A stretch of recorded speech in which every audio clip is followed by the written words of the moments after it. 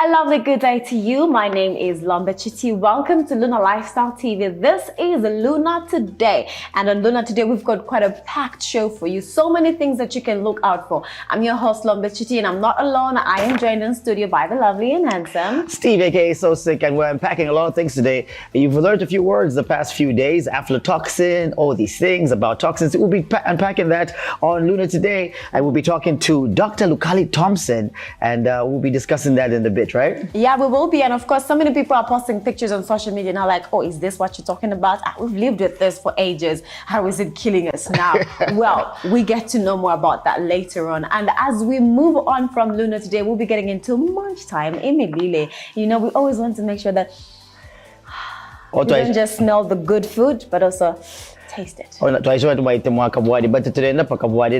we're going to go spaghetti bolognese, and you've probably eaten it some places. You've gone to kitchen parties and things like that, but you never knew what it was called. Right? If you spaghetti now, if my meatballs. But today we're doing spaghetti bolognese, and you find out more about that. And Miriam Perry jumps into the kitchen. Yeah, and of course I'm just waiting to see if she's gonna pull a Steve on us. You know what I mean? For those of you that caught up last episode, we cookie for if you missed it, visit our YouTube account, and you'll be able to see what I'm talking about. But hey, Steve still has something up his sleeve coming up on what's popping Ilelanga. I mean, the debates keep going on, even when we switched on the cameras today, we're debating about who the international artist is here, the major international artist that has come out of Zambia. And the debate goes on, but who is it? So we talked to Ben Blazer to figure this all out. He has his own points. I hope you have too. Make sure you follow our Facebook page, which is Luna Lifestyle TV, and get into the conversation.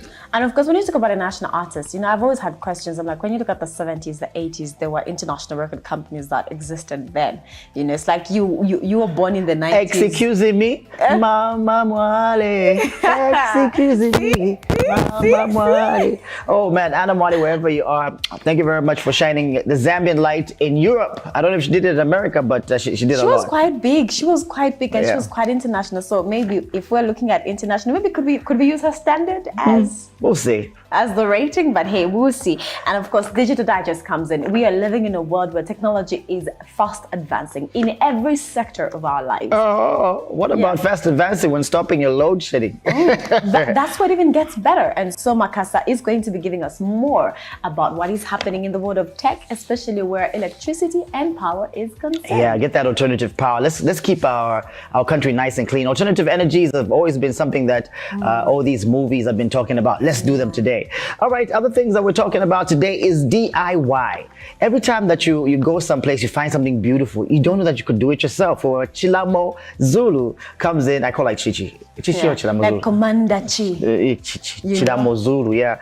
And today we'll talk about a flower headband. We'll learn more about how to make one of those so you make your wife look pretty or your little kitties look pretty as well. But hey, that doesn't mean that you're supposed to run away from getting them gifts. If you're going to be learning how to make that I'll be making them myself now. I'll be making them myself. Well, at least you'll be getting, products or tools that are quite, top notch, so that you get the good and perfect headband. And so we'll be learning to do that. Do it yourself. Speaking about things that are happening that people are doing, a lot of people are having babies. Yes. Like in Eastern Province is always number one when it comes to all the babies that they have. Well, but they have improved. This time around, they have actually reduced and they've been overtaken by Northwestern Province. Northwestern Province? Because big shout out to Northwestern Province. Because Chief Matimawo decided to say, look, you people are going back to school. But hey, let's get back into the baby making factory and easy and whatnot, because we are seeing celebrities, make pregnancy look very fashionable. And so Maya is going to be taking us through all that and much more on GFG, as she also takes us into family looks. All right, my name is Steve, aka So Sick. And the name is Lombe. Do join us on Luna Today right after this.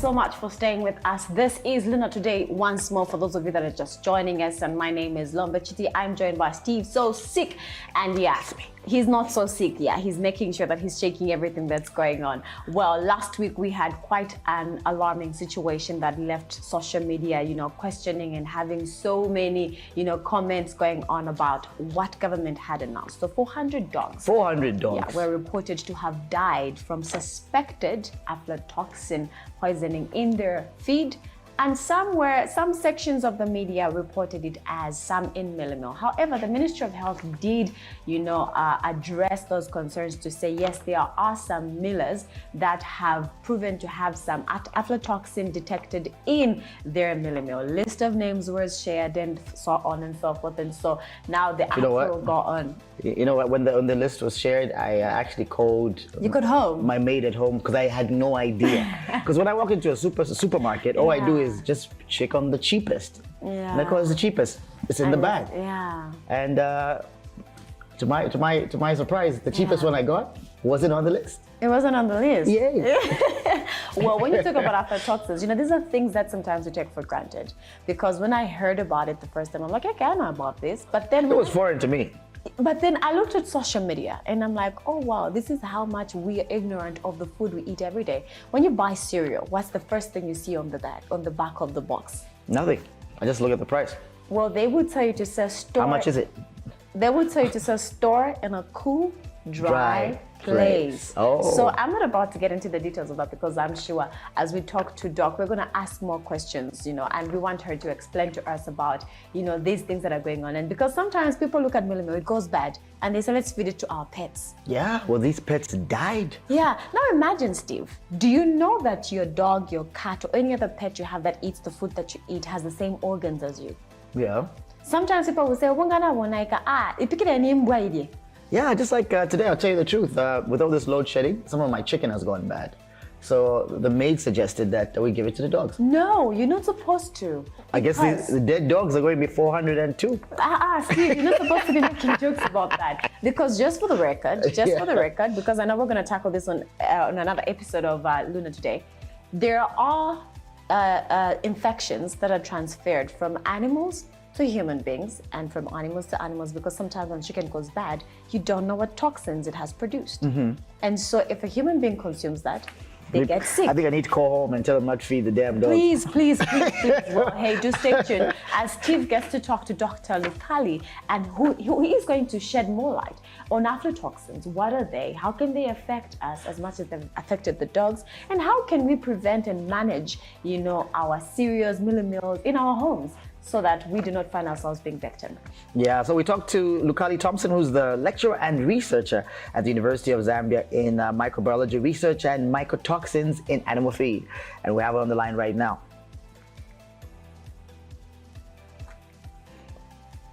Tell us what you do, Lukali.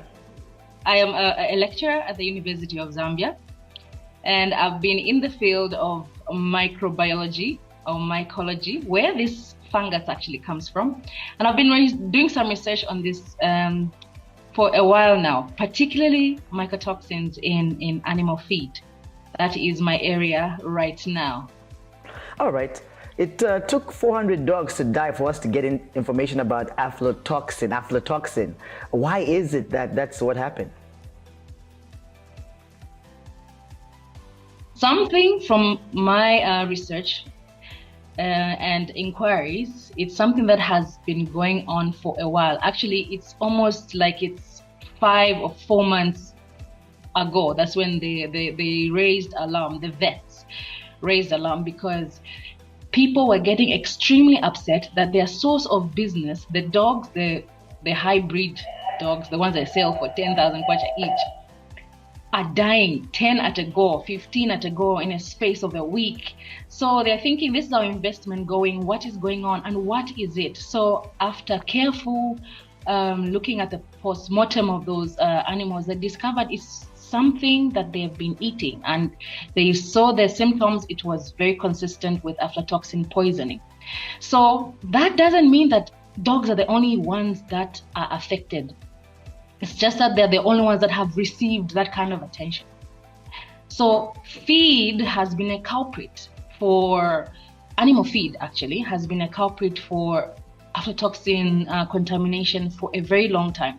So when I started research, I looked at pig and poultry feed. So the aim was to just check, are people aware of this aflatoxin or mycotoxin, if I can call that? And what are the levels in these feed samples that I'm collecting? So of course, the types of feed that I collected were different types. because depending on the type of farmer, other farmers formulate their own feed. Other farmers mix number 3 maize meal or gaga with concentrate. So it's like semi. Then others buy their feed off a commercial producer of feed, the well-known ones. So after running those samples, I realized these animals are being fed to different extent high levels of mycotoxins or aflatoxins. So it does affect them. It's just that they probably don't pay so much attention, because if it's chickens dying, you just think, oh, it's just the mortality rate. Maybe it was an inferior chick. If it's pigs, you're feeding the pigs, and the pig is not growing as fat as you expect it to grow. It's not producing as many piglets as it's supposed to grow. You just think, oh, is there something in the management, but without knowing that the actual contamination comes from the food. So yes, dogs raise a concern because people pay attention to dogs, especially now when they can make some money off dogs.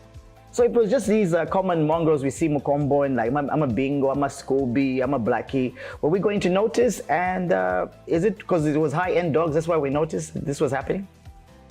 Yes, these are high-end dogs. When Bingo dies, Scooby dies, hey, you just bury him. It's not a big deal. It's when we're talking about the pure breeds, the Boer bulls, the pit bulls are dying, and you're thinking, this dog has died, so where's my income going to come? Yeah, that's why people have noticed. And they're feeding these dogs mealie meal, and then they're using roller meal. So it's high chance that whatever batch that was used to make this feed, and this feed was roller meal, and it was commercially produced feed in pellet forms, those that you buy like dog food. Yes, those were the ones that were contaminated. So that's just what it is. All right, mealie meal is our staple food, and we all love our nshima. And is this just affecting maize brands, or it can affect other things as well? So let's just begin by defining what aflatoxins are. So these are poisonous substances. Let's get that right. These are poisonous substances that have been produced by a fungus. So what is a fungus? A fungus is an organism that has been created by God to be a decomposer. So anything that is rotting, as long as the conditions are right, as long as the environment is warm, the environment has moisture, that gives favor for these spores or tiny seeds from the fungus to just grow and thrive, or to break down whatever is seemingly decaying. So it's just not maize, it is groundnuts. Video 2. It is anything rotting, anything badly stored that is allowing fungus to grow. It is kapenda, it is finkuvala, it is dry fish. You know, it's anything that is rotting that can be affected by the fungus, Aspergillus. But of course, there are many others. So in this case, we're looking at Aspergillus species. All right, social media went crazy about GMO contamination. If you step into the nearest bar, there'll probably be a guy by the bar stool talking about the same things as well. GMOs. Are GMOs to also affected by aflatoxins? Okay, so since we consume a bunch of different things, one that is most affected by aflatoxins in our diet is groundnuts and maize. So when we do consume these things, it has an effect on our health. So there are two ways in which you can look at the effect on humans. So it's when you consume the largest concentration at a go. Okay, so you have one meal and it has got 1,000 parts per billion of aflatoxins. It means it sends immediately your liver into shock and you die. That's when you have consumed 1,000. But when you consume 20 parts per billion, lower levels or concentrations over a long period of time, say 50, 60 years, it will affect you in the way that it damages the liver. it makes you become more at risk of getting cancers of the colon, cancers of the kidney, cancers of the liver. So in humans, it affects a lot of things, including memory. Sometimes people lose memory as a result of consuming too much. So when you consume too much in a go, well, at least in the thousands of parts per billion, you can have stomach problems, you can have vomiting and nausea. Those things that you would associate with food poisoning. That's how it affects us. But in the long run, it leads to cancers, immune systems get compromised. It weakens the immune system, your ability to fight off opportunistic diseases or your ability to fight off any disease.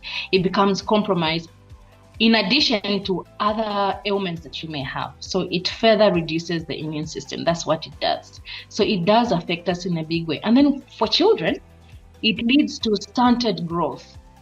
If you give children for a long time porridge and shaba that are got some level of toxins in it, it leads to other adverse effects, especially as relates to growth and development of that child. Basically, that's that. Zambia is currently going through a drought, and is that one of the reasons why there could be contamination? Is the drought affected by it, or is the drought affecting it? It is. Here is my professional view. So, in the soil, I said the fungus is found in the soil. It's a natural guy. It's just there. It's living. That's where it stays. Of course, it's in the air and anywhere, but it's naturally found in the soil. So when you have climate change, and when I say climate change, I'm saying changes in weather patterns, in rainfall patterns. So you have seasons of drought when you're not supposed to be having a drought. So lack of water, high temperatures as a result of the drought leaves the plant root very stressed. Now, imagine the fungus is happy to be in the soil. Its job is to break down old leaves, old organic matter, breaking it down into small units that the plant should take up for it to grow and be healthy, right? So now when the plant is weak, when it's stressed by the heat, stressed by the lack of water, and it's just a weak plant, that fungus now, which is supposed to be just in the area, decides to find an opportunity to attack and enter the plant. Okay? That is how it all happens. Because of the drought, the plant is not healthy and allows for the fungus now to have an opportunistic chance for it to attack and get nutrients out of the so-called dying plant, since it's not doing so well. So where there's no drought, where the plant is healthy, where the plant has enough water, it has enough nutrients around it, that fungus cannot easily come in through the roots, for instance. Cannot really find its way because the plant has its own mechanisms of fighting off such opportunistic pathogens or opportunistic fungus that is around it in the soil. So the soil is not the only way that the plant gets aflatoxin or plants ends up with aflatoxins or the fungus. Things like beetles, the insects. Imagine you grow your plant and there's the maize cob has come out. There are beetles, there are mites, there are ants, insects and other birds. They come to eat or feed on the cob. So that breaks that plastic waxy layer on the maize, for instance. Mm-hmm. So once that one is broken, what's inside that maize is something sweet. And that sweet part gives the fungus that is in the air, the spores, the seeds that are in the air, to sit and penetrate and have a field day. So insects, they also have a way of being vectors, carrying the spores of the fungus to a healthy plant. and therefore increasing the chances of aflatoxin contamination or aflatoxin increasing on that plant. System has been said to be very delicate. I mean, most of the times when something happens, something changes in an environment, we have extinction level events that happen. How important is climate change, and what extent should we take it seriously? Well, we needed to be more proactive. And one thing I forgot to mention concerning climate change. So, seeing as there was a drought, there was not a lot of rain, and the rain-fed maize did not do so well. So farmers did not produce as much maize as they would have produced. Maybe they just produced enough for them to eat, right? So which means for big companies like millers, they are relying on people that had grown or that had a surplus the years before. So meaning that the maize that they are buying is old. And so everyone had kind of like the same batch that was probably old and had high levels of aflatoxins in there. So that is my take.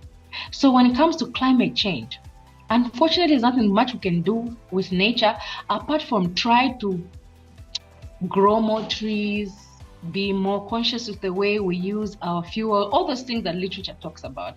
But what we can do is try to support the health of the plant. So when it's drought, and if you have the ability, look for irrigation, look for drip irrigation.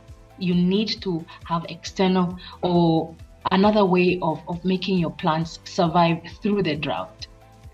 And unfortunately, if you don't have that kind of resource, it's likely that you might have to wait for rains and pick on a variety that will mature within the predicted time of rainfall.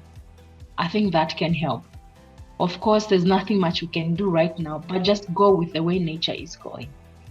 Thank you very much. We're talking to Dr. Lukali Thompson, and thank you because we learned so much today. She's a lecturer and research at the University of Zambia in microbiology, researching on mycotoxins in animal feed.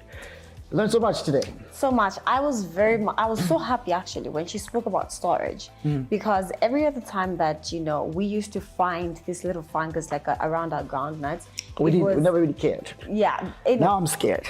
Don't be scared. It will always be when we've put the groundnuts in a place where they are sweating like moisture and whatnot. Yeah. And sometimes just like Shani can yeah. And then when you test it, like it's got like a bitter taste to it, and then you're like, So recently, as when I learned about it, so actually when you test the groundnut and it's bitter, that's it being infected with some aflatoxins. That's your tongue. I mean, like even though people don't understand this, our bodies are designed so that we know this is toxic. Yeah. Have you seen that we don't eat things like that are pink or purple or red? They're usually poisonous because over the years your body has the human being has evolved into that. Anything bitter is not good for you. Exactly. Like I literally spit it up, but then now we know more. And so if you buy a cereal, buy any dry foods, it's actually dry foods. I love that she also emphasized that dry foods. That's why there's an emphasis. Keep in cool, dry place.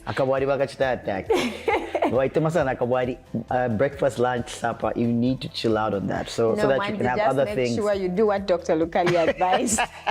Well, let's get into more food as Miriam takes us to the kitchen, and of course she's going to be preparing us some spaghetti bolognese. Spaghetti bolognese. It depends on where you come from. No, I'm proudly Zambian. Like my script says, spaghetti bolognese. Well, Steve, so sick. Well, if you're proud Zambian, spaghetti it is. Spaghetti bolognese. All right, let's go to the kitchen. My name is Miriam Piri. For today's lunch, I'm going to make you a spaghetti bolognese. So I'll start with the mince. The water is boiling for the spaghetti. So I'll just have to put onions. I'll fry them until they're golden brown.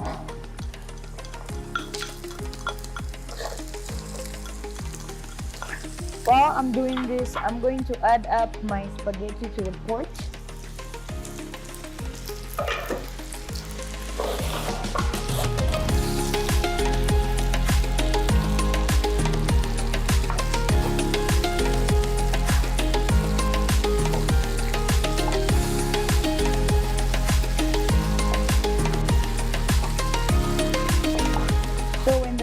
when the onions are cooked, I'm going to add my tomatoes and the other spices that are needed in the mixture.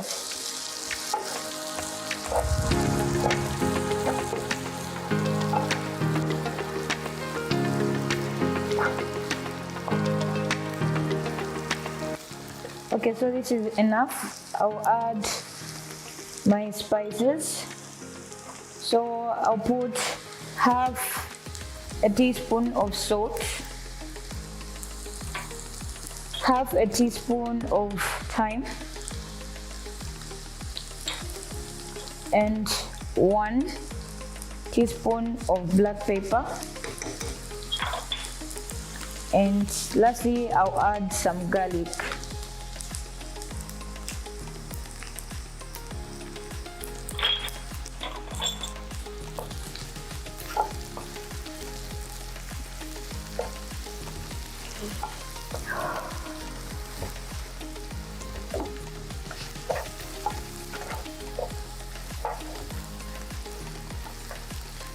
When everything is all mixed up, I'll now add my tomatoes so that they simmer and they get soft.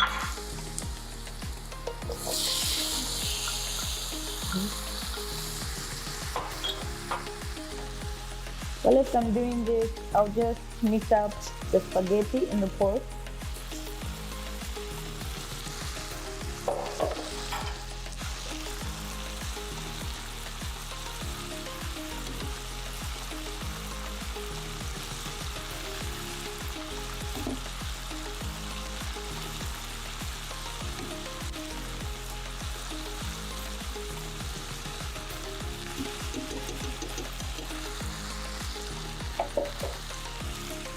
I'll cover that up.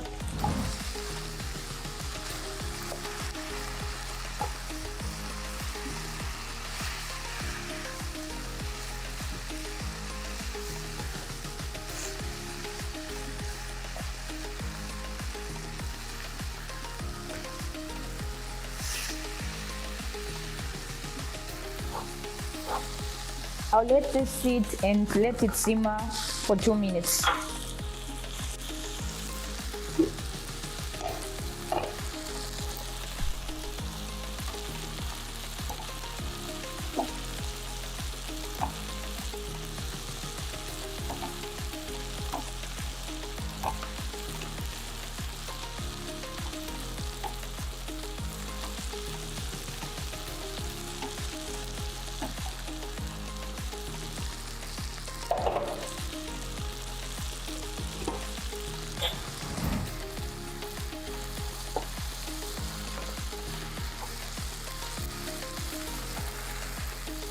So I'll reduce the heat.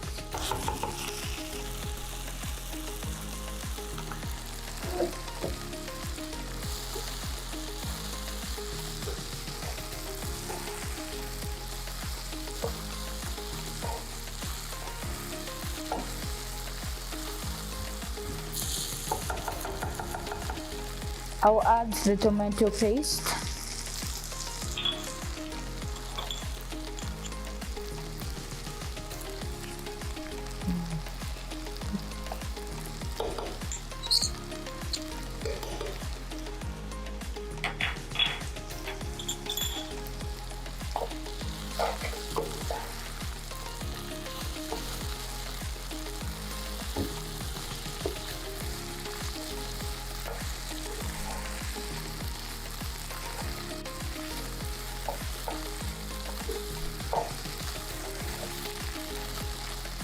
And I'll add a bit of water. So,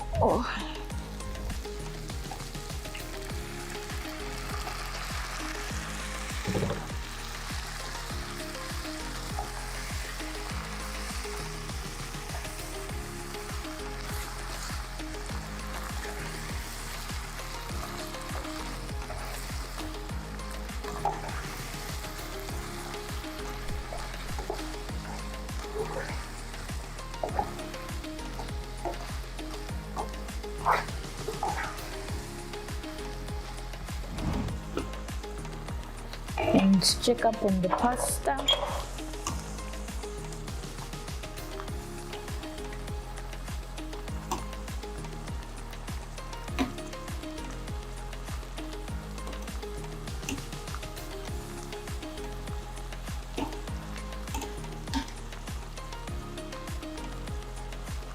So this is almost done. We'll just let the mince to simmer for 2 minutes.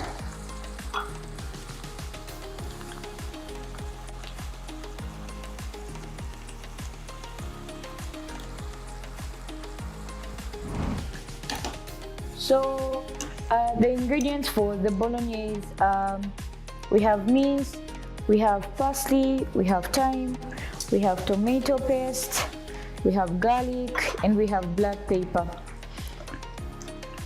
So we're adding all these spices so that the bolognese has flavor and so that it looks attractive. So we'll let this sit for 5 minutes so that it simmers. So our spaghetti is done. We're going to switch it off and rinse it off because it has starch. So we don't need the starch in the pasta.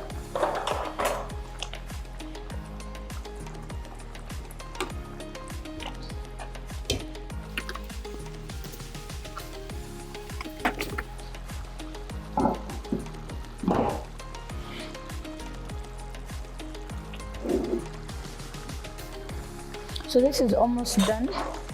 We're just going to stir it up so that it is mixed well.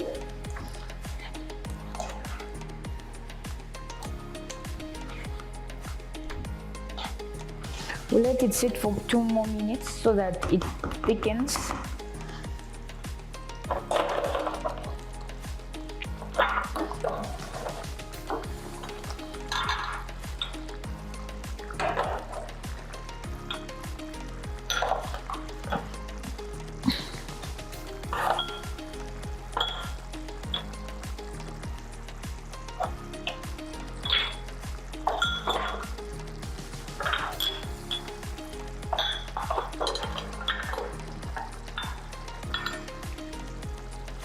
So the pasta is done.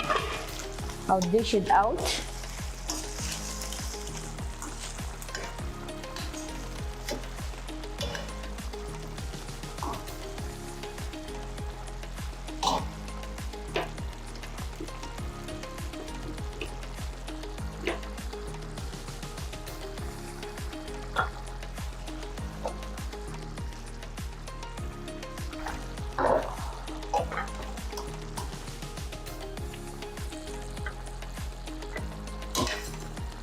While we're dishing up, we're waiting for the bolognese to get ready.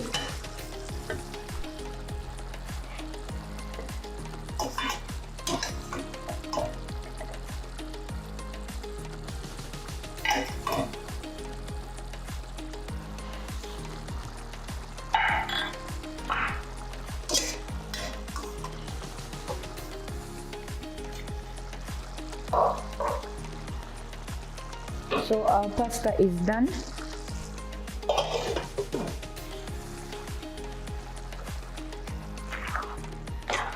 And our bolognese is almost cooked.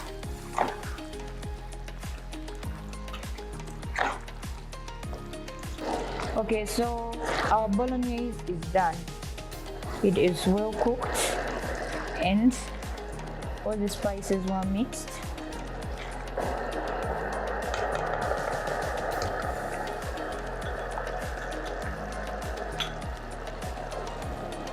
We'll have this off.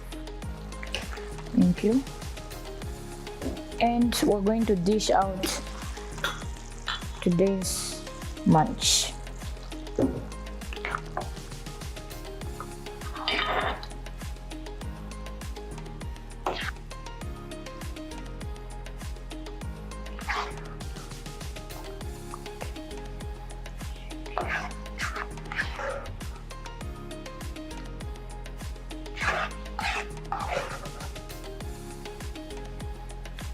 So we'll garnish it with a bit of cheese and dried parsley so that it is attractive.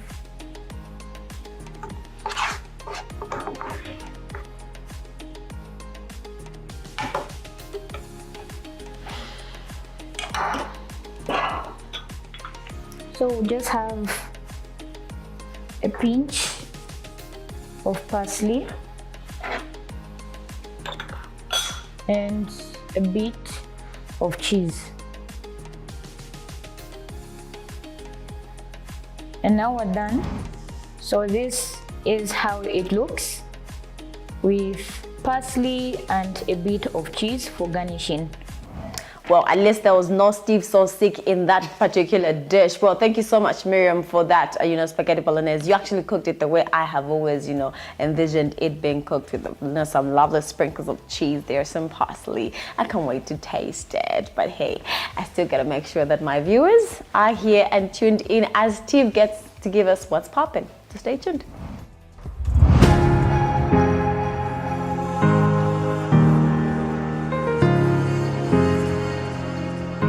Welcome to What's Poppin' Ilelanga. My name is Steve, aka So Sick, and everyone's trying to say this. Who is the Zambian international artist? Is it about how many stamps you have in your passport? No, because you'd just be going for holiday. Doesn't mean you're going to perform at the holiday resort. No, you're just going there. So you got stamps in your passport. You're good, yeah? And we talk about national and international artists. Who is it? Who is the one? We have Your Boy, Your Maps with his DJ Kandeke, who calls himself an international DJ. We have Choose International. Who is the ultimate international artist? I've seen your debates on social media. I've seen how mean you are on some of these people's posts. Sampa the Great is also one of the people that's been mentioned. We've seen a lot of people like, what's his name? Roberto's Amarula song became such a phenomenon. Africa-wise, even up to today, I think he even gets tired because wherever he goes, whatever it's in Rwanda, Uganda, people just say, we want Amarula. But that song is now a few years old now. He's had a few hit singles here and there, but are they resonating with the crowd like the way Amarula did? But would you consider him an international artist? We had in the 80s, we had Anna Mwale, who came through and she took Europe by storm, making some #1 hits, reaching the top charts in those countries as well. And we also have other people that have done it big, like Mampi, who is big in areas because of a Sweetie Dee Dee Dee song. But is she the ultimate Zambian international artist? So today we talk about it. Zambian artists have been trotting the globe for decades, and the crop of artists is also trying to, to rediscover themselves and reach into these areas. You might be familiar with artists putting the tag international on their names, choose international, to their brands, but what constitutes someone to be the ultimate Zambian international artist? So let's delve into what an international artist is. First of all, they need to be recognized and celebrated globally, not via Pupachambodi. And then contributions are acknowledged and valued by international community. Like every time they go somewhere, they get awarded with things. And I've received international awards. That's basically it. And have a global fan base and audience. And so now let's find out what a national artist is. There's so many of you watching this, a national artist. Recognized and celebrated in their own country. And if you see Y Celeb, when he walks around town, he's like the Yesu of the Copper Belt. Everyone is always checking him out. Contributions are acknowledged and valued by their nation. When you hear the president talking about you, that means you've made it. And then you also have, different artists that are doing this. So we talked to, I don't know if I can say legendary, but he's been doing his thing for quite a long time. I don't know if I can say he's retired or not. Ben Blazer has been a big part of what's happening in our music scene for many years, many decades now. So Ben Blazer, I asked him, who do you think is the ultimate Zambian international artist? You can be international, but what bracket are you and what masses are you commanding, So does Zambia have an artist who is commanding crowds? At the moment, we don't necessarily, because I think we are about to get there and we are getting there. We are learning the ropes, and I think people are improving by the day.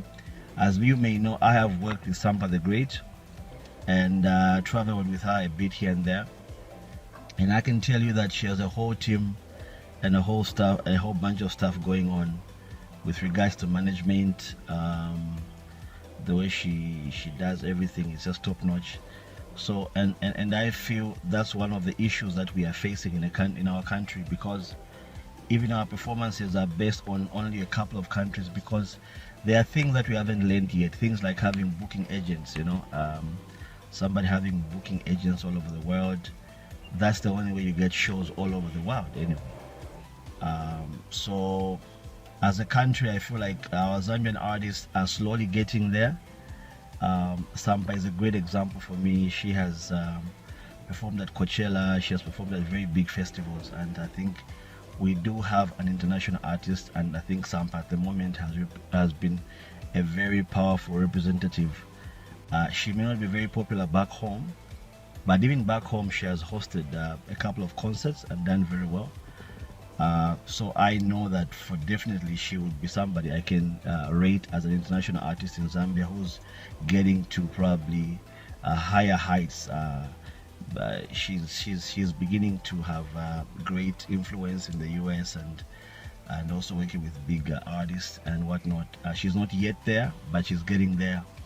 And we have a couple of other guys coming up. I think Yo Maps, for example, who has been talked about lately, I think he's on the right track. I think he's getting there with a little more support and proper management. And I'm talking about it going beyond just having a manager. You gotta look at publishing, you gotta look at booking agents, so you gotta look at signing on to a bigger label, because even in Nigeria, most of these great guys only became great and big after they signed to Sony, for example. When they signed to greater music labels in America, that's when they get to have this great access and they become more internationally known.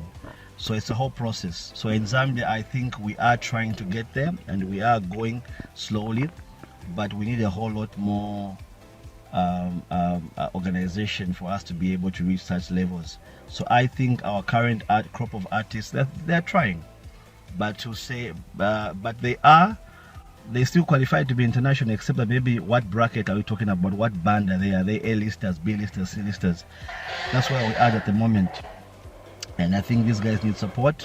And once we get it right in that area, I think our artists can do great things. I believe our Zambian artists have got what it takes. I don't think it's a matter of talent anymore. It's a matter of management now. It's a matter of who you know, how you know them, and how you can push your stuff. Yeah, so that's my 2 cents. I think, I hope I've I've helped somebody rather. And I hope somebody has understood what this thing is about. But for me, based on experience, that's what I can say about this whole international and an international thing. Yeah, so yeah, thank you so much and have a good one. I appreciate it. All right, have the other debates done? Are we not going to be insulting people who are trying to carry our flag on our social media platforms? Are we not going to be doing that, or are we going to be supporting? All right, just in case you don't agree with Ben Blazer, let me go through a few things that Sampa the Great has done. Global recognition includes Sampa has gained widespread recognition and critical acclaim globally, particularly in Australia, the UK, and the US. International awards, she has won several international awards, including the Australian Music Prize and the BET Award for Best International Flow. Global fan base, Sampa has significant following worldwide, and her music has been featured on various international playlists and radio stations. Barack Obama had her on his playlist as well. Collaborations include, she collaborated with international artists like Denzel Curry, Joey Badass, Estelle, further solidifying her global presence. While other artists like Yo Maps, Roberto, Mumpy, and Salma are also talented and popular in Zambia, Sampa's achievements and impact on the global music scene make a strong case for her to be the ultimate Zambian international artist. Hey, go on our socials, which is Luna Lifestyle TV Facebook page, and let's debate this once and for all. It's Luna Today, and we continue. All right, so let's go to our review now. I mean, if you like your movies like I do, what's the latest movie you have? I just finished watching Inside Out 2. It's pretty good. It's a pretty good movie. A few Rotten Tomatoes critics have been saying so many things about, you know, all these franchise movies that have been happening. One of the franchises that has not been doing too well is the franchise of Lucas. George Lucas has been struggling a little bit, especially when it comes to this political culture that's happening in some of these movies. Some people need to be black, some people need to be Hispanic, some people need to be lesbian, some people need to be gay, so that they fit the narrative that Disney's throwing around. So what is really happening with these franchises? Are they as big? Well, if you're a big fan of Alien, I know I watched it only in the early 1990s because, you know, that's when mom would allow me to watch something scary. And that's when I watched the first Alien. It was actually in 1979 when the first Alien movie came out. And when this movie came out, I watched it, dozed off, woke up again, watched it again, and I loved it. I know all since then I've been following this. Well, Alien Romulus is out. And Alien Romulus has gotten so many critical reviews. Rotten Tomatoes giving it 81%. Other reviews are giving it 2 thumbs up as well. And it's actually debuted on the box office at about number 12, somewhere there, making a lot of money. $100 million already made. Is it a nice franchise for you to watch? Let's check out the trailer for Alien Romulus. This place gives me the creeps. What the hell is this? I don't know.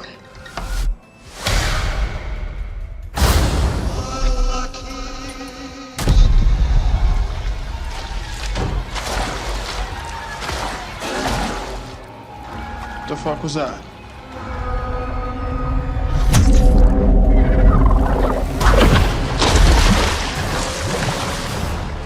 Young!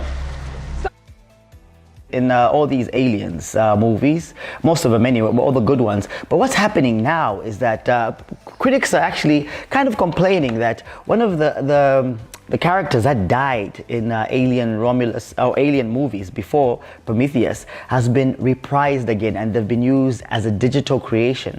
I don't know how actors feel about that, but it's happened. And let's see how the movie does. So far, it's doing pretty well in terms of sales internationally and domestically. But hey, is it a good movie? Hey, I'm going to watch this. I can't wait for it.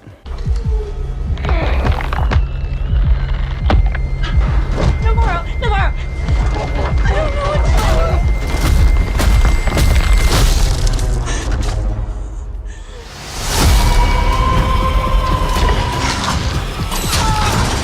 Whatever comes, we'll face it together. Let's go.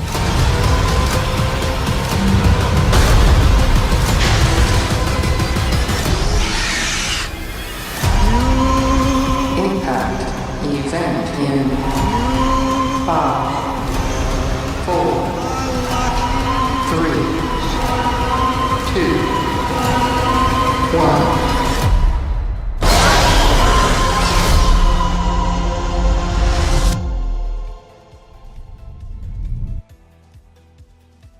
Well, Ridley Scott comes in as producer for this one, but hey, make sure that you get your movies right and get them from here. What's poppin'? Because we'll give you the movies that you need to watch. Don't download movies that are just wasting your time and your data. I got you. My name's Steve, aka So6. Thanks for joining me on What's Poppin'. Ilelanga. I don't know what to say about who an international artist is, but hey, I think I will stick to what I know an international artist looks like, sounds like, or actually behaves like. And that film review, I gotta watch it on my own first of all. You know, I'm not a type of person that doesn't get spoilers. So after that review, I'm still gonna like, oh, I wanna see that part where they said he did this. Oh, I wanna see that part where they said he sold this or he said that and that. And so thank you so much, Steve, for giving us all that info in What's Popping. Coming up is Digital Digest. Let's see what Makasa has for us as we look at having alternative energy sources. So, ZESCO plans to implement an emergency tariff to hike extended load shedding through electricity exports. We are currently experiencing a massive load shedding that will soon be increased to 17 hours. Here are some alternative energy sources that you can use. My name is Makasa Kaunda and welcome to Digital Digest. The first alternative power solution we're using is the power of the sun. That is solar power. It's pretty clean, it's renewable, and can be used to power your home appliances and also your entire home. There are two types. There's grid-tied system, which you can send excess power to the grid and get a little bit of cash, and off-grid system. That one is just basically for your home. The third one we talk about is the hybrid system, which combines grid-tied and off-grid tied systems. This one means you will use a system that goes to your house and powers all your appliances, and then the extra power you have will go to the grid, and your power provider should give you a little bit of cash.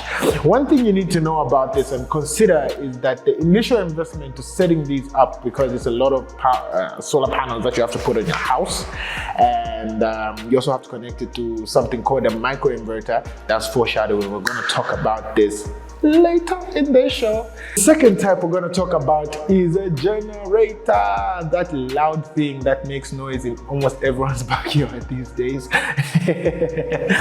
It can provide immediate power to your home during load shedding. It is a very portable solution that you can use. There are about 4 types of generators that you can use. There's a gasoline powered, that's petrol. There's a diesel powered, there's the propane powered, and there's the natural gas powered. Some of the considerations that are there with this one is that it's very noisy, that's for one, and it produces emissions, which is something we're trying to get out of. We're trying to go green, people. And also it requires fuel, which is very expensive in this land of work and joy we live in right now. And it also requires regular maintenance. It is not my ideal, but it is very portable, and it is convenient and immediate when you need it. The other one we're going to go to is battery storage systems.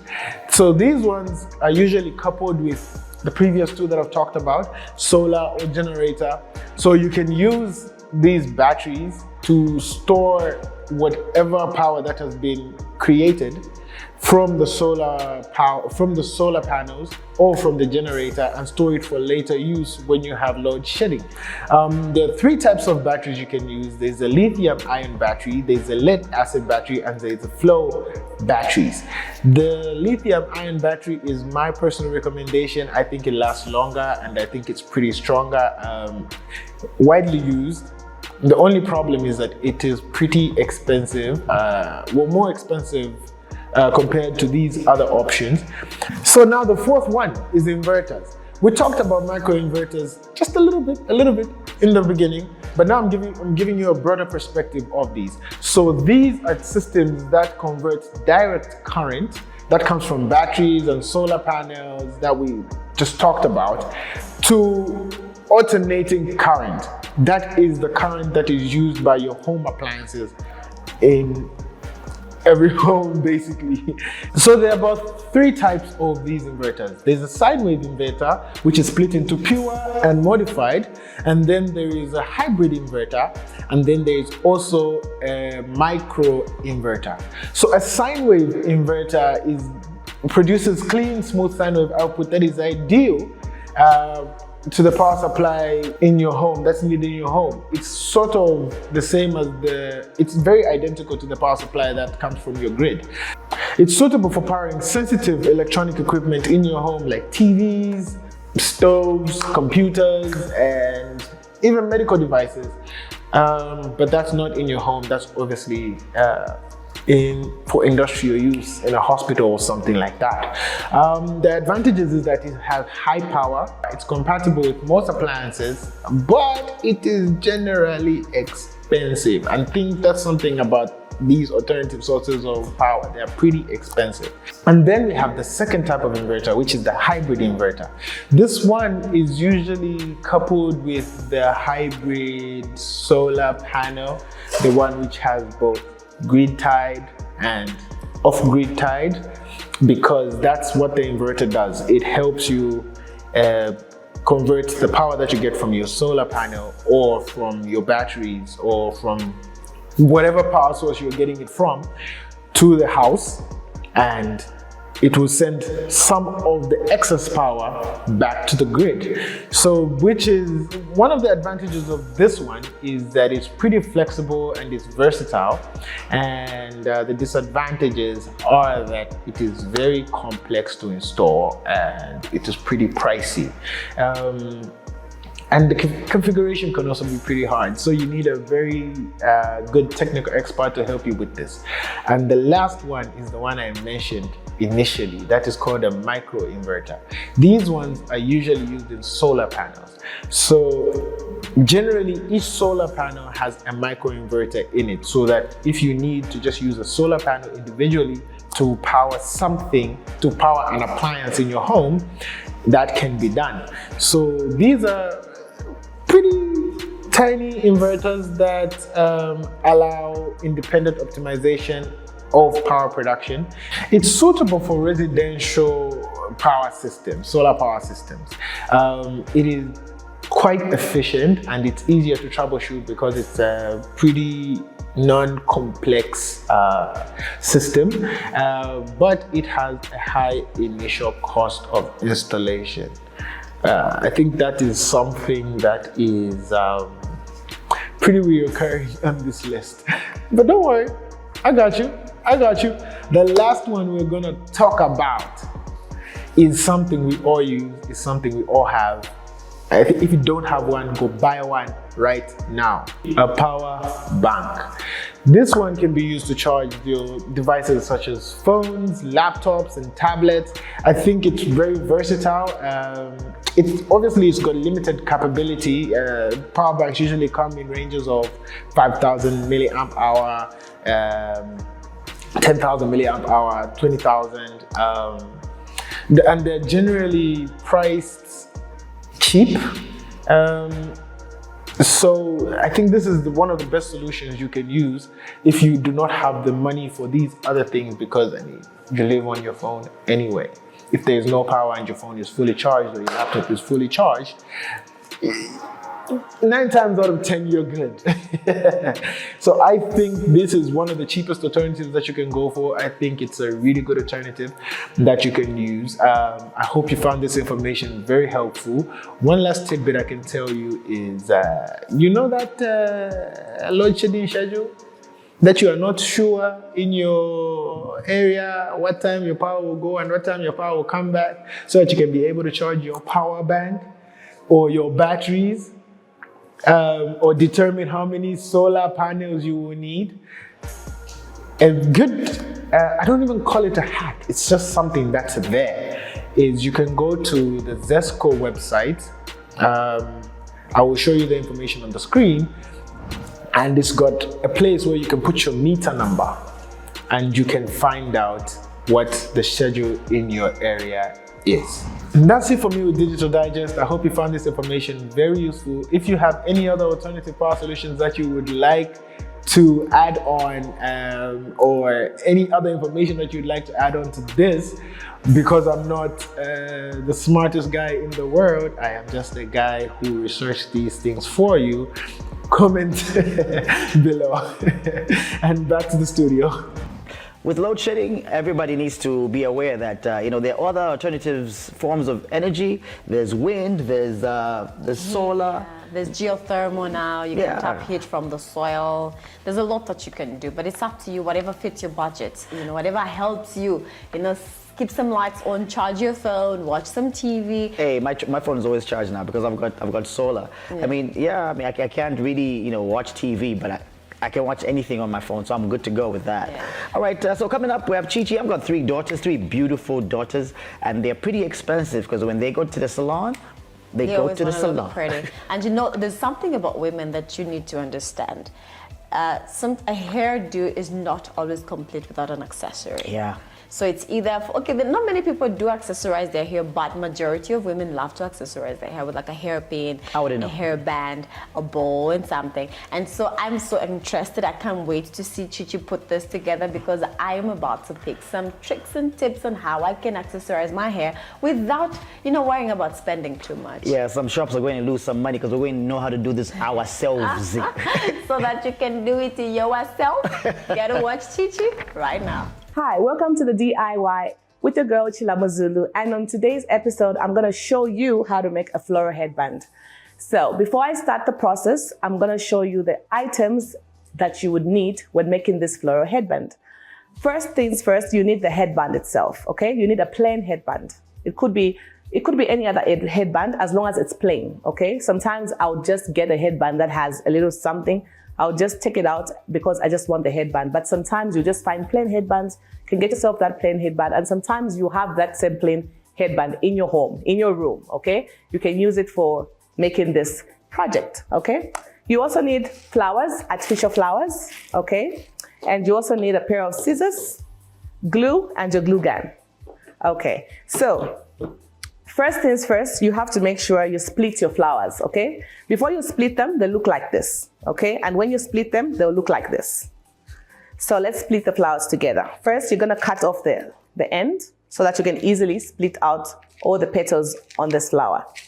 So let's cut let's cut the end together as we split the petals. So you cut off this end like that, and then you split out all the petals, okay? You split them out so that you can have a very lovely fluffy headband, okay? So we're gonna split all these flowers together. Could be any color. I just had to pick pink. I guess I'm too much of a girl. So yeah, so any colors that you find are good, depending on what you want to use it for, or maybe it could be the event is maybe all shades of pink, or maybe you want to use it for a photo shoot, you want it for your baby girl. It just depends also on the outfit that you're wearing. That's what will determine the color of flower that you're going to use to make this headband. So you can split this one. Okay, split, split, split, split, split. So I've got 2 shades of pink, as you can see, because I want them to blend very well, okay? So now we're gonna start sticking the flowers onto this headband, okay? So let's stick it together. So you're gonna get your glue, I'm gonna place it at the back of the petal, like that, and start to stick on the headband. It doesn't matter where you stick it. It doesn't matter where you start from the first side or the last side or the middle side. You can start anywhere, as long as you just stick all those petals on. Sometimes you don't even have to use all the flowers. It just depends on the size of the headband, okay? So let's stick the petals together until you get that pretty fluffy headband, okay? Gonna stick, stick, stick, stick, stick. Sometimes you can even put the glue on the headband and just stick the flowers on. Just depends on what works faster for you or easier for you. Okay.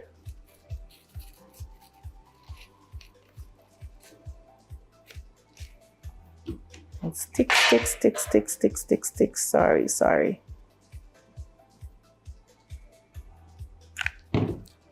Stick the headband, stick the headband. So as the glue is melting, it finishes. So you have to make sure you have enough glue sticks to slot in the glue gun. Because the more you stick the glue on the headband, the more the glue is finishing in the glue gun. So you have to make sure you have enough glue sticks, okay? As you can see, this is how it's coming up. So I'm gonna slot in the other glue stick. Okay, so put the glue again. So just make sure you get yourself a glue gun. A glue gun is very handy, guys. You need a glue gun in your life, okay? You can use it to stick a lot of things. A lot of things. So make sure you get yourself that glue gun. Now, you can get it from supermarkets. Some of these floral shops actually have them. Even hardwares actually have these glue guns. I've seen them in a number of hardware shops. You'll find them there. Okay, even tailoring shops, okay? Fabric stores actually also stock them. You can also find yourself there and get yourself a glue gun. Have you seen how pretty it's coming out? So we've done that side. Let's try the other side as well. Put up all the petals and she will stick it on so that it's nice and fluffy. The more petals you put, the more fluffy the headband looks and the more pretty it looks. Okay, so let's stick. Let's stick. Please don't feel lazy when sticking. You need to get a very nice fluffy headband, okay? Nowadays, there are a lot of events, ladies, there are a lot of events that are themed. So instead of being stuck on what to put on your head when you have all these things in your house, you can just make yourself this pretty headband and, and you go to that floral themed event. Because nowadays, there are so many floral themed events, so you can actually use it for that event. Even when you have a photo shoot, it's your birthday and you want to look pretty, you can actually use a headband. So I've actually covered the whole of this headband. So now what I'm gonna do now is I'll start to put more petals just so that I fill it up even more, okay? So let's fill up this headband together.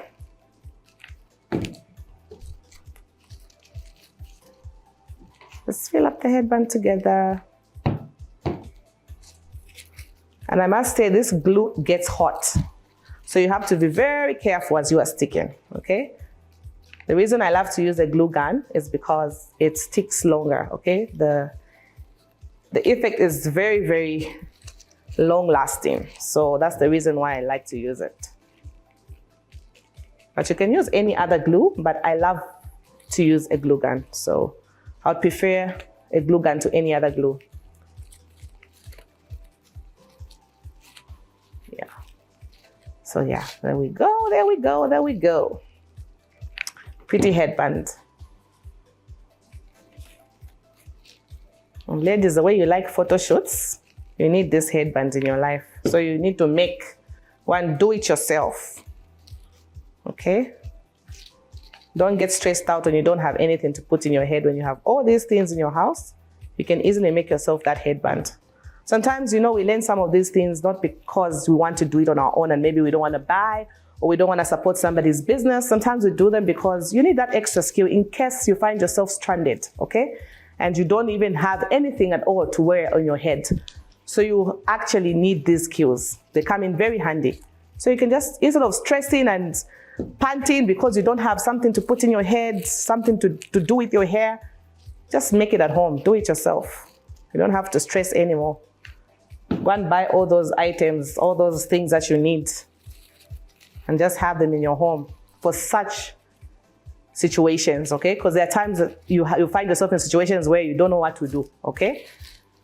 And the owner of the event is like, you have to come dressed according to the theme, and you don't even have anything floral. And the person has said you have to come in a floral headband. What do you do? So please buy these things. They come in very handy. And with these artificial flowers, in most cases you'll find at home, we have them. Sometimes we buy them as deco and whatnot, but sometimes when you're running out of, you know, time and you don't have time to go and buy that floral headband, you can actually just use those floral artificial flowers and make your headband out of it. So yeah, it's almost done. The band is almost done. And I'm gonna demonstrate on how it will look on my head so that you'll see that it's actually very, very pretty. You can even gift somebody this floral band. You can gift it to somebody. Okay? There we go.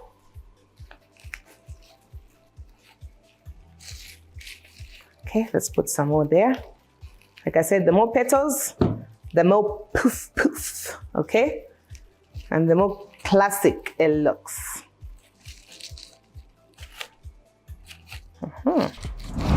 Looks cute already, right? I know somebody's already liking it. Those who like things, definitely.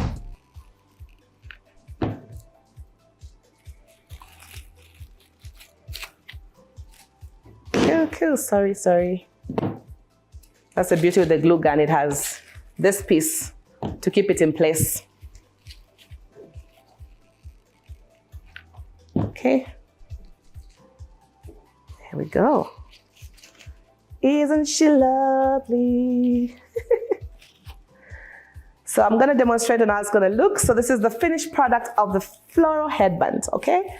So when you put it on your head, it's gonna look like this, okay? Pretty, right? So that's how it looks. If you want, you can even put it like that. You can use this headband for your parties, themed floral parties. It could be baby showers, you're having a baby girl and you want to look so pretty, you can actually make that for yourself. Or you can even gift somebody this floral headband, okay? Thank you for watching. Until next time, it's your girl Chilamo Zulu. Don't forget to do this at home. Don't forget to do this on your own because you can do this, okay? Till next time, it's bye-bye. Look at that headband. Like, I'm just like, oh my word, Chichi, like, can I just have it, please? Can I just have it? I need to get one of those things. The glue gun. The glue gun. I've never seen a glue gun. My first time seeing a glue gun. Yeah, it actually comes in handy. And you know, not just for like headpieces and For like what? A lot of things. Really? Yeah, that's why I can't believe I'm this old. It's the first time I've seen a glue gun. you are BBC English, and I'm not about to get into educating Let's get glue guns. Yeah, get glue guns, get yourself those accessories, and ensure that invest in crafts. You don't have to always dispose of things when you use them in a home. Yeah, we're so tailored to just walk into a store and find these things already done for us. Yeah. But the amount of money you can save, it's even fun for the family to sit around the table and do these things together. And I'm thinking about doing that. That's you awesome. should, because you can actually reshape a number of things. Look at what she was just doing right there. Folding that piece of cloth, and I'm like, that cloth looked like it had just been cut off from somewhere, but look at it, she had used for it. So you can learn something. These are my fake plants that we have in our houses. They get dusty, we throw them away, we burn them. Yeah. But we can recycle, keep our environment even cleaner, yeah? Yeah, and that's so beautiful. But hey, let's get into glamorous, flamboyant. Wait, Steve. The glam flam guy. That's what's up. My English just dissed on me, to disappeared. But hey, that's why you got Steve as backup. Hey, well, we get into GFG with Maya, the beautypreneur, and she gets us into what we can look out for in this fashion season. Welcome to GFG, a wonderful segment that has to do with chic, sassy, glamorous, as well as flamboyant beauty and fashion looks. I give you the tips, I give you the tricks, I give you the reviews, I give you the guides, I give you everything to do with beauty and fashion. So today I will be guiding you through family as well as pregnancy. I'm so big on family. For those of you that know, I love family. And I love a family that shows up, a family that looks good, and a family that appreciates that fashion and beauty is key. First up, we have Vanessa Bryant, who took her 3 girls to celebrate the latest statue of their beloved Kobe Bryant and Gianna Bryant. So let's talk about Vanessa Bryant's outfit. I'm going to start with the skirt, because for me, the skirt is eye-catching, it's a statement piece, and it's what is standing out right now for me. So I love this skirt in particular because it's gold, and I'm such a gold sucker for gold. What I actually love so much about this skirt is the texture. The texture is giving. It's got this feel to it, like you just want to touch it, you just want to, I can only imagine what it feels like on the body, It's kind of like you're wearing $1 million, right? And then we're going to talk about her accessories. Girl, you went all out and we love it. I love the rings. I love that she has these bracelets on as well. And she has, the chains on. And it's like she's got all accessories, but it works, guys. It actually works. And her makeup is subtle. Her hair is swept to the side, and she looks well put together. I must say the entire look is well thought of, and she took time to to put it and look cute. And just to talk about the older daughter, she's wearing this nice knit dress, and it's looking super comfortable on her. I love that she pulled it off. If I'm going to look at the runway model and how she wore it compared to how the older daughter is wearing it, I think she actually pulled it off. And then I'm going to look at the kids. Their hair is in an updo, and they've tied these cute little bows on their hair, and not stressing about it because they're kids anyway. It doesn't have to be super sleek, but we love it. And they have these cute dresses, and then they have these white tights on. It's how they're wearing it. They have these gold shoes on them. And when you look at that, you can tell that the outfits are complementing each other, when you look at what the kids are wearing and what Vanessa's wearing, and then you look at the older daughter as well, you can see that the family actually took time to dress up and think about what they're going to wear. Next up, we have our very own financial literacy coach, Jane Mazimba. She says that this is the best look she has worn thus far this year. I couldn't agree more. For me, when I look at Jane Mazimba's outfit, I look at the belt first because it's what is speaking to me. I look at the belt and I say this was like the statement piece, because if we took out the belt from this outfit, how would it look? I think it would change a lot, because this belt is doing more than just being an accessory. It's actually cinching her body in the right places. you know, so it makes her look like she has a really small upper body and you know, she's fuller on the bottom, but it's really complementing her body. And I must say, like, this was a great accessory to add on to her entire look. Obviously, we are loving the print on her dress, which is gorgeous. The print is good, it's giving, you know, and I love that it's got some nude in there that's actually also matching with her nude shoes. And yeah, if I'm gonna talk about her hair is nice, you know, her dreads, she looks like she just had a retouch, so it's nice and neat and sleek. And then if you're gonna look at the makeup that she chose, it's also fresh, you know, it's not too much, it's a subtle face beat, and it's all going together. So I actually love her look. And then now we're still on the family. I love that she's taking a picture with her son, and her son is wearing something that's not stealing from her look, but is actually also complementing. You know, it's not colors that are fighting each other or colors that are so loud. And he actually, you know, looks super comfortable. Yeah, we love to see it, and they actually look super cute together. So keep them family pictures rolling. Talking about family, I also want to talk about pregnancy, because pregnancy is what brings about the family, right? We have Cardi B, who just announced that she's pregnant. Cardi B in this fur coat is everything, guys. I love fur, and fur is like, it's a statement piece when you have something that has fur. I'm not sure everybody would pull off fur, but like right now, looking at Cardi, she has pulled it off, and it's just the right amount of fur. If you look at her dress is like a plain color. So, and she doesn't have like accessories on. So the fur is acting more like an accessory, and it's giving the look, it's upgrading the look, you know, it's making it look more expensive, more upgraded, you know, makes it look really nice, so rich, you know. Okay, she got it off the runway, but she knew how to accessorize it in a different way, and it actually just works, and we love it. I also love that she is playing around with fashion as usual. So she showed up with these amazing baggy jeans. Baggy jeans are in fashion, and they're coming with so many different designs, you know, and so many things that are being put on them.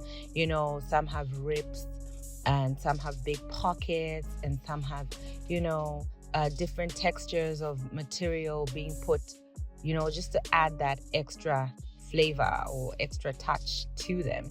And Cardi B in these jeans is beautiful to see. And just looking at it on the runway or in a store, you wouldn't even think it would look this good, but the way she wore it, the way she put it off, the way it actually fit her in a pregnant state is something to adore, right? Then she decided to pair it with Christian Dior crop top and bag. We also have our very own Lizzo Sombo, who's showing up in baggy pants. It's about comfort, guys. Lizzo Sombo is killing it, guys. She is killing it. If we're going to look at all the three outfits put together with the baggy jeans and all, she absolutely nailed it. And you know what I like is that she's putting so much effort in styling her looks. If you can see, each look has its own thing going on. In the first look, she accessorized her look with a belt in the middle, which is great because if you look, it's cinching the waist, and you know, that just changes everything for the look. And she wears her cute sunglasses and a little bag. If you look at the second look, she has this big clutch, which is like the statement for me. And in as much as it's baggy, she has a top that isn't so baggy, so you can actually see that her body is nicely curved. And then she goes with a cap, which is amazing as well. Just something simple, but she actually looks super stylish. In the third look, she decided to wear high-waisted baggy jeans and a nice fitted top, you know, so that just also accentuates her figures And she didn't go too loud in accessories as well. She just decided to accessorize the sunglasses, and it still looked absolutely beautiful, well thought after, and yeah, you know, classy.